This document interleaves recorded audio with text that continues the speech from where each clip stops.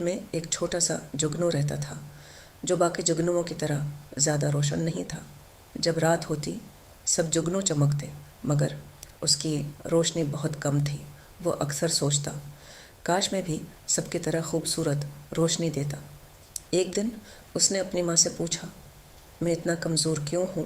ماں نے مسکرا کر کہا، روشنی بڑی ہو یا چھوٹی، اگر کسی کے اندھیرے کو ختم کر دے تو وہی سب سے خاص ہوتی ہے۔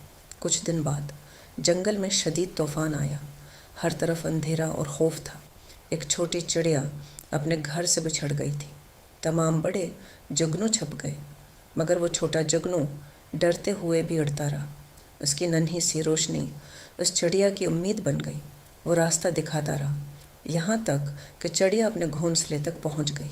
تب چڑیا نے کہا، تمہاری روشنی چھوٹی نہیں، میرے لیے پوری دنیا سے زیادہ قیمتی ہے۔